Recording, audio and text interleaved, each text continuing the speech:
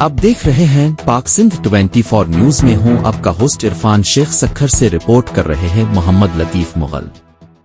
Senior सहाफ़ी जान मोहम्मद महर की पहली बरसी पर मुल्क भर में दुआया तकरीबात और तज़ियती रेफरेंसेस का इनेकाद। सखर के सीनियर सहाफ़ी और एंकर पर्सन शहीद जान मोहम्मद महर की शहादत को 1 साल गुजर चुका है।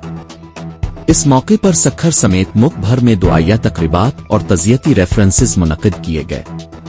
मरकजी तकरीब उनके आबाई इलाके चेक में मुनक़िद हुई, जहां सिंध भर के सहाफ़ियों ने शिरकत की। तकरीब में शहीद की रूह के इसाल सवाब के लिए फातिहा ख़ानी की गई और सिंध भर से आने वाले सहाफ़ियों ने काफिलों की सूरत में शहीद की कब्र पर हाज़री दी और दुआ की।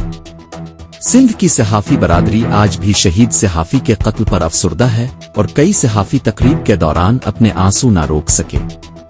सहाफ़ी तंजीमों के रहनुमाओं का कहना था कि 1 साल गुजर जाने के बावजूद शहीद सहाफ़ी के कातिल गिरफ्तार न हो सके। शहीद के कत्ल की तहकीकात और मुल्ज़िमान की गिरफ्तारी के लिए बनाई गई JIT और कमेटियां कोई खातिर-खा कारकर्दगी नहीं दिखा सके। याद रहे कि सहाफ़ी जान मोहम्मद महर को 13 अगस्त 2023 की शब सखर की मरूफ शाहरा पर गोलियां मार कर शहीद किया गया था, जब वो अपने दफ्तर से घर जा रहे थे।